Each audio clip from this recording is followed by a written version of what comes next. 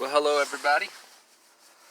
Today I want to address another Sam Seder video where he's debating libertarians. I'm just going to go through his list over time and I can pick one at random and probably destroy most of his positions because of where they begin.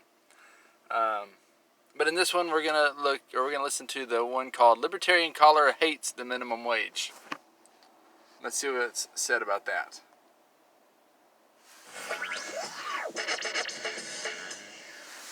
Let's go to the phones. You're calling from a 385 area code. I think it's I think you called yesterday. Is this the guy who called yesterday? Oh yeah, baby. Great. He's already the most charming libertarian caller ever. What's your name? Where are you calling from? So it's Josh. I'm from Salt Lake City, Utah. I just got to say real quick, Michael, he said he was going to have a migraine, but I just knew that he loved libertarians so much that he miraculously did get over it before I called in. So that's a good You're news handling it better than most so far. All right. So what was the point you wanted to make? Yeah, and so basically, the word on the privatized street is that you like the minimum wage, Sam, and I've watched your show a little bit, and I think that you make some decent points. My whole thing with the minimum wage, and the question that I asked you originally yesterday was, why do you want businesses to subsidize an individual's bad decisions with a minimum wage? And so that's exactly what it is. Like when you have Let me just ask you. This notion of subsidize, I'm not 100% sure I understand your use of it in that way. But let's put that aside for a moment. What bad decision is it that someone made that they're in a job that? What is the bad decision they made? They're paying it. They took a job that pays less than minimum wage. So here's I can't remember exactly the name of the study. You're gonna have to forgive me on that, but at least take it for my word. But there's a study that basically says that in order to have success in America, you have to do three things. You have to graduate high school. You have to not have a child out of wedlock. And I'm having a Rick Perry moment. I can't remember the third one. There's another thing. It's like graduate high school. Don't have a child out of wedlock and get a job. So the third one is just get a job. Are the minimum. These are no. These are the. Let me just be clear. Those are the minimum things you need to what in America? To not be permanently in poverty. Okay, so study shows, and it's not necessarily. Let me just be clear on what the unnamed study is. You're saying this correlates. It's not necessarily causal. Hey, it's a pretty popular study. Ben Shapiro cites it. In that case, many people cite it. All right, here I think we hear it's the Sawhill and Haskins success sequence. This is an AEI paper. Okay, that you need these 5 rules as a minimum, right? I mean, not everybody who graduates high school or gets a full-time job or gets married before having children and waits at least to get to age 21 to get married and wait until at least age 21 to have children. It turns out there was actually 5 of them. But I guess maybe there's another AEP paper, a different group that say graduate high school, get a full-time job, get married before having children, and that will. Those are the success sequences. I'm not quite sure what that means. If that guarantees it, or if that's a minimum. It doesn't guarantee. That basically means if you do those three, Sam, if you do those 3 things, you're not going to be in permanent poverty. And so what you want, unfortunately, is you want businesses to step in when people haven't done those 3 things, and you want them to say, all right, well, you've made bad choices. You had kids out of wedlock. You didn't graduate high school, but hey, we're just going to pay you $15 anyway, even though the market that's not exactly what the market would value their labor at.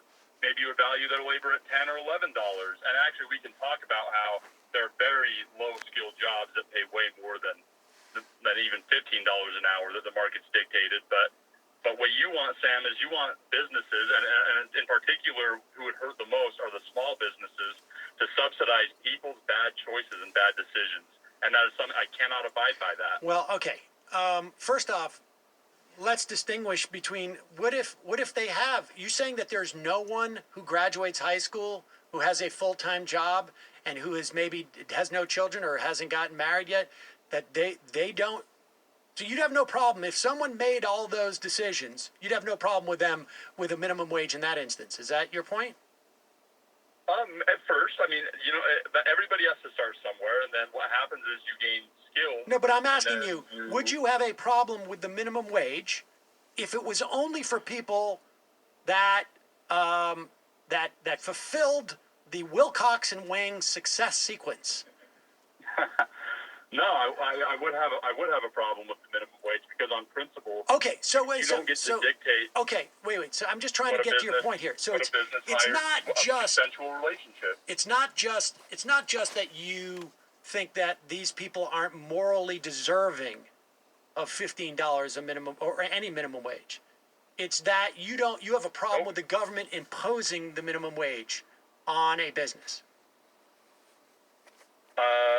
Yeah, let's go with that. Okay.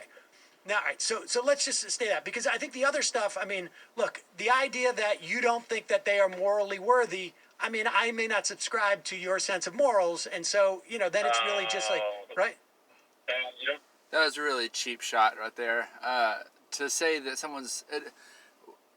It makes no sense to say someone is morally unworthy of $15 an hour.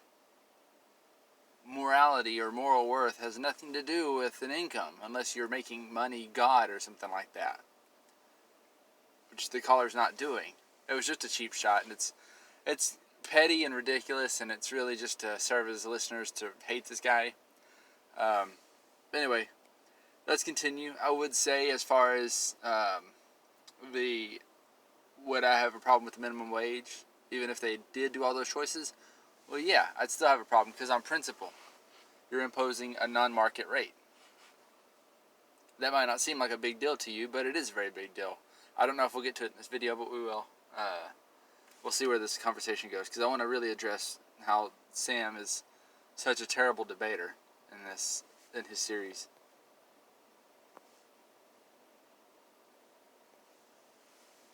you don't need a straw man to get your point across. Come on, it's not about moral worthiness. Well, that's what I'm putting that aside. I mean, that success sequence, you're saying, why should they be subsidized for making bad choices? That's just your assessment of bad choices. I mean, well, do you have a problem with bankruptcy? Okay, wait a second. Josh, do you have a problem with bankruptcy? Do you have a problem with bankruptcy?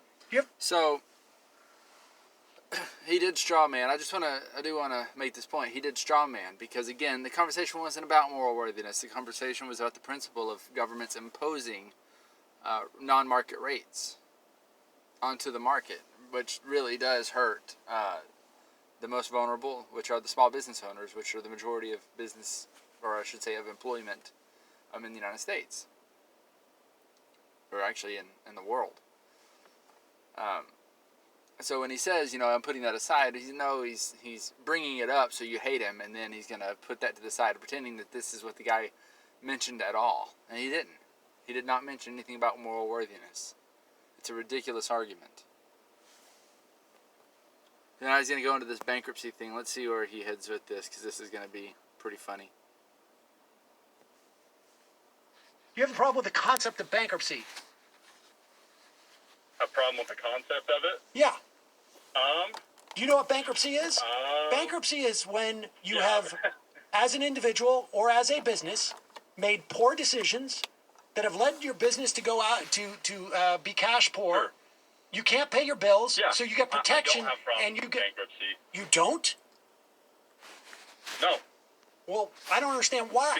Because the lenders, because of the private lenders that gave you the loan for the business, shouldn't have. That's what happens sometimes. You take a risk. It's not just by lenders. getting a loan at a It's also certain interest vendors. rate. Therefore, It's also vendors. Okay, You get well, protection what's that? from vendors. Somebody sells you. Sorry, You have go a. ahead. You have a. I don't know. You have a TV store business, retail, and people sell you the TVs, and you don't pay the bill, and then you go into bankruptcy. You get protection from the vendors as well. Okay. So it's not just lenders; it's just people who sell you stuff, and you don't have the money to pay them back, and so you declare bankruptcy. It's not just lenders. Yep. Yeah. Sure. Okay. So why do you think that's okay? Why do you think that bad decision that a business person makes and uses bankruptcy is okay? I mean, I'm willing to dispense with this, but don't pretend you're not making a moral decision about these individuals when you don't apply the same thing to bankruptcy, to discharging debts in bankruptcy. But no, I don't know what you're talking about, to be completely honest. Well, you're saying to me that if someone makes the mistake, by not graduating high school or not getting a full-time job or having children before they get married, that mistake makes them unworthy of getting any type of relief from government. And I'm telling you, bankruptcy does the same thing. Well, here's the difference, though, Sam. So when you're starting a business, there's no ABC step to have a successful business. In Of course there America, we is. have ABC steps. Of course there is. Poverty. Of course there is. Of course there's. Yeah, there's a You Will don't think Cax you don't think I can find a paper that says here are the 5 things that you need to do to be a success in business? You probably could find that paper, but it's not okay. It's not pragmatic. It's not. Sam, you can't equate. All right, those let's two just things. move on because I think that I think that's nonsensical. Yeah, okay. Like, Josh, So, here's for this libertarian caller, keep this in mind. For this libertarian caller, that was a good example for Sam.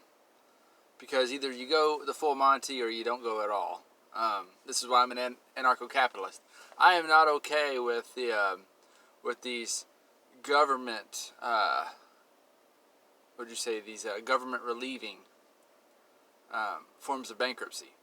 That is, I am against a government who's basically providing you the protection from your lenders and your vendors in the case of you going bankrupt for decisions, that you could not control. I mean, for one, it could be not your fault, like as in you could be forced to pay a minimum wage that you can't actually pay, and because of, they say the city government or the federal government imposes a certain wage amount on you, you can't pay it, so you're just forced into bankruptcy. But, on the other hand, I am also okay with bankruptcy given the contract stipulations. Because I do think that once you remove the government hedge of protection, the one that protects you from lenders and vendors, also contracts change. This is what you have lawyers for. This is their purpose, is to make sure both parties are protected in the event of some malfeasance. So you go for the full Monty. As a libertarian, you got to be an ancap. Actually, as a person who doesn't have any cognitive dissonance, you have to be an ancap. That's all there is to it. Because requiring a minimum wage for people who were either unwilling or just chose to make, or who just made bad choices in life. Requiring a minimum wage for them, it either makes them unemployable for one, or it requires you to subsidize them for a job that you don't really need them for. That you don't really need to pay that rate for. So you're subsidizing these bad decisions. You're encouraging the continuation of, say, bad decisions. That's just how it is. It's a matter of, reward and punishment. The punishment, however, would be not at the hands of people, but at the hands of just making poor choices in your life. But you get rewarded for that by being granted a minimum wage by an organization who really doesn't care if your business succeeds or fails.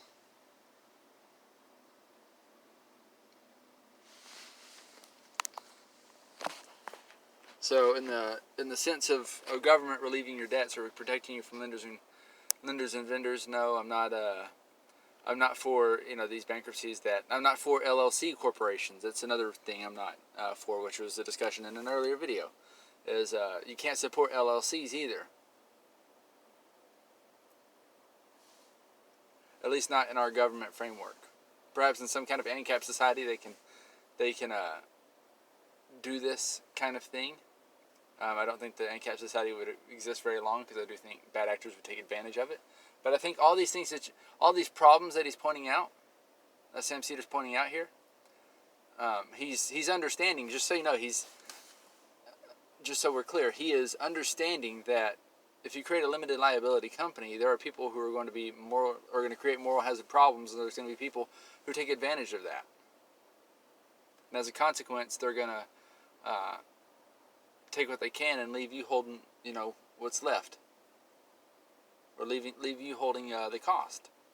He understands this, and he has a problem using Chapter 11 or whatever it is for bankruptcy. He has a problem with that because he understands that there are just people that are going to take advantage of this system. And it's the same idea when it comes to the minimum wage. There will be people who take advantage for that bare minimum. And just like with bankruptcy, that means somebody else is required to foot the bill. Gosh, I think it's quite clear that I was not straw manning you on that, but I'm willing to move past that because it's clear that you have a different set of standards for people who would get the minimum wage than people who use bankruptcy. That's fine. But you have a problem with the government imposing on businesses what the minimum wage would be, right? Yeah, I do have a problem with that. Why? Because again, that goes back to my question. You're basically subsidizing people's bad decisions.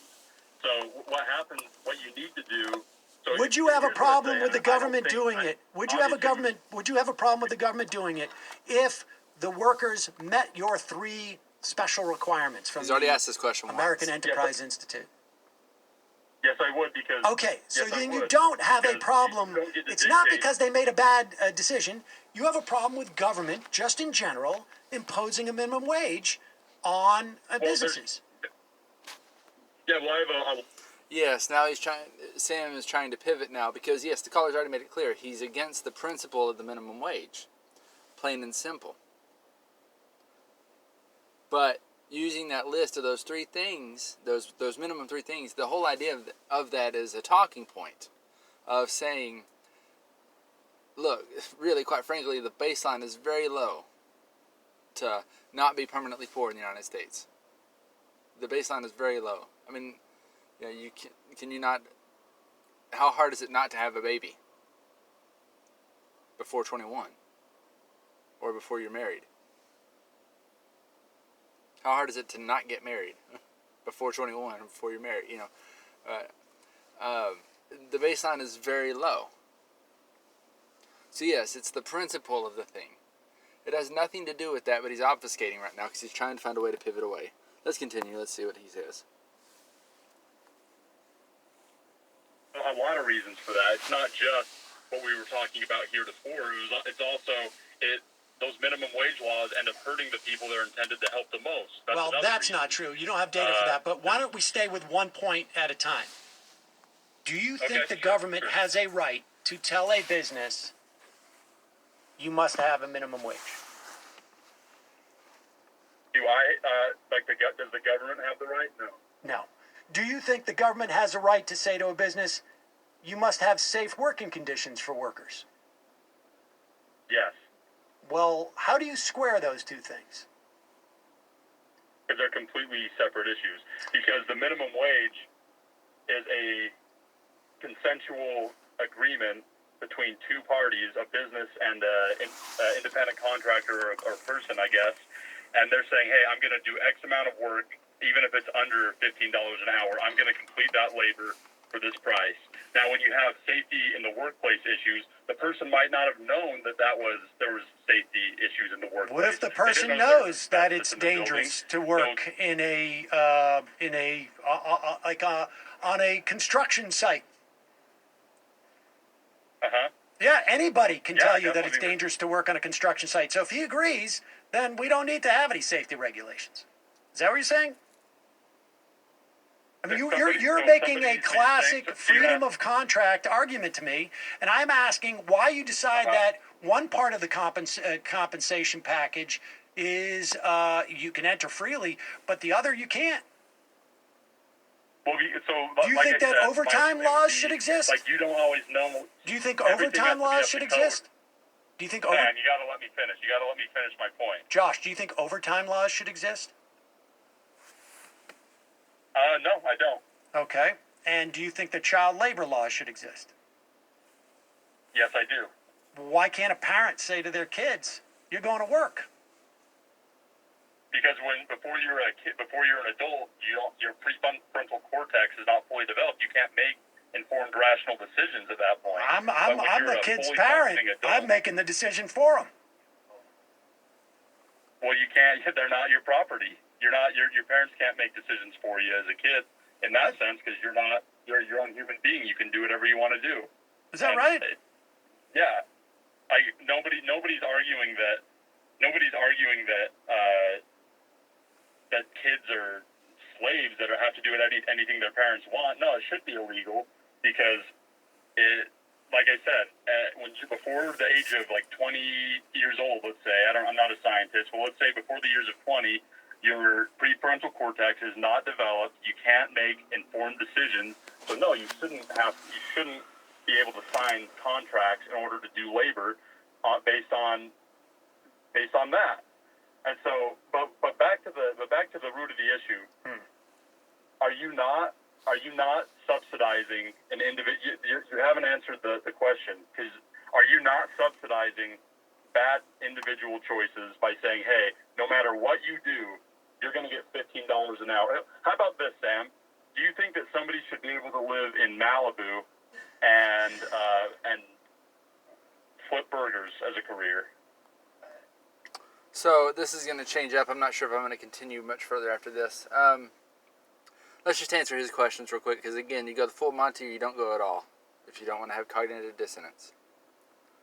And so that is, should there be labor regulations? No. Not coming from some government organization. No. Worker demands can demand labor regulations, sure.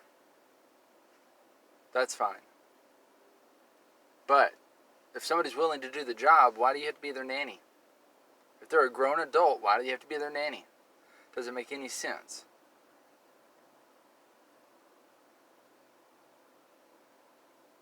And the fact is that dangerous jobs are just a fact of life. Nature itself is dangerous. And it's much more painful than we care to know in the 21st century.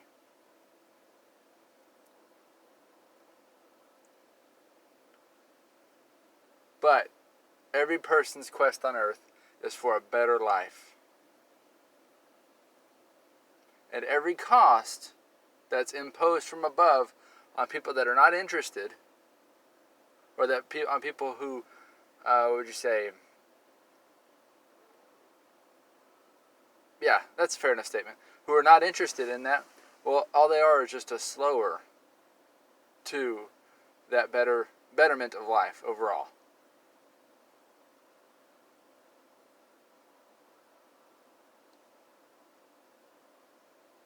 I mean, we could take this argument a little further. Just a real quick thought experiment. Do we, in the United States, do we think that we should have labor regulations? Most people would say, well, yeah. Okay, so do you think that people in Bangladesh should have labor regulations? We say, yeah. And I have to say, well, they don't. They definitely don't have the same ones, so should we go invade them and force them to have labor regulations? You would say no, and you'd say, why? And you'd say, well, they're their own country. And I'd say, exactly, they're their own business. They're their own co-op. They're their own, what'd you say, organization. It's the same principle there. Because all the government's doing is invading these businesses. That's all they're doing. The federal government's invading the states to tell them how that they should, what kind of labor regulations that they should have. That's all it is. It's the same idea. But we understand that there's a line to draw when we're talking about them and their decisions, even though their government's probably not their decision. That's the sick idea behind all that. So that's labor regulations, right? Well, what about child labor laws? Well, there's a fault in this logic. This idea that children shouldn't labor. There's a fault in that whole argument. And here's the fault. It's very important. Children, by nature, throughout history, have always worked. Children have always worked no matter what.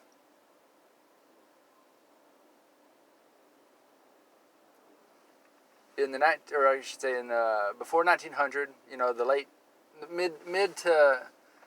between the mid to late 1800s, that is when children went from, working on the farms to working in factories. I guess that's probably started around 1750.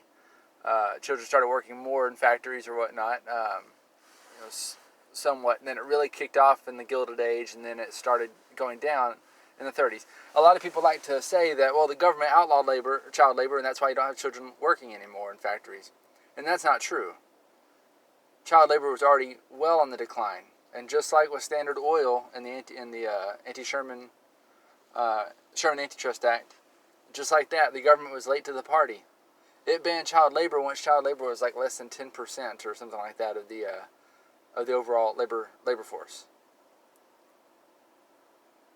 But when families owned farms, children worked. That was just a fact of life. Your child worked. You had children to work farms. All they did was change their some of them. All they did was change from working on the farm, and by the way, being miserably poor, to working in a factory, making more money for their entire family, so that in less than a generation, children could stop working altogether, and then the government would finally outlaw it. Because with factory jobs is more wage. That's just how it is. Being on a farm, the alternative to working in a factory at the time was to work on a farm and be dirt poor for the rest of your life and die poor. A lot of those kids that worked in factories, they didn't grow up poor. They ended up actually earning some income.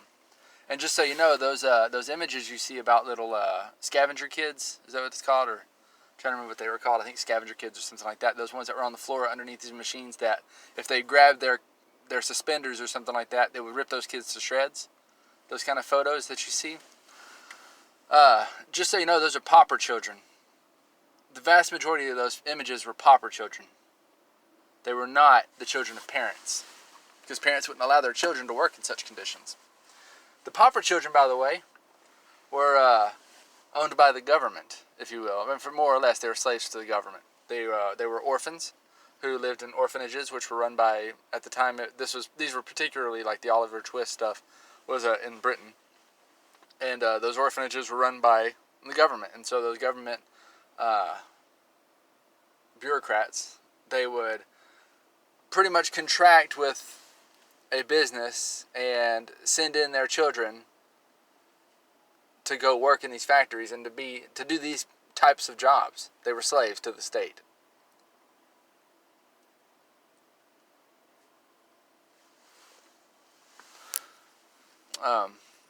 Let me see. 1 second, I'll be right back. Oh yes, okay, I'm back now.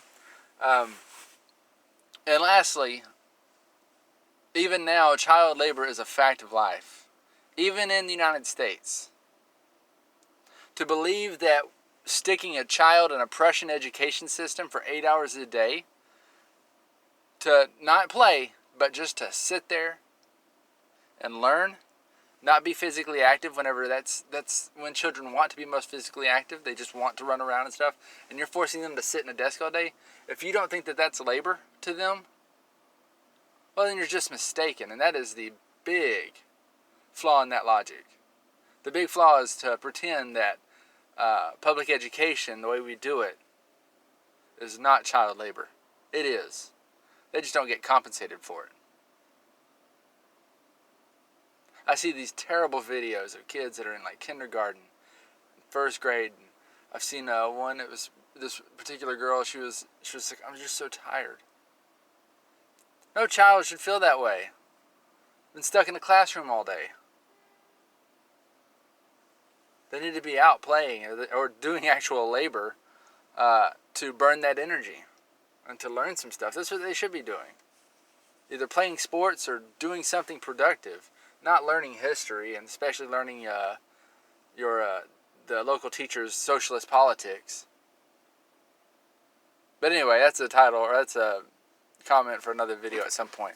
I hope y'all take it easy. I hope you enjoyed it. If you did, please like it. If you didn't, leave it in the comments for me, and I'll try to respond. And, just have a good day. See ya.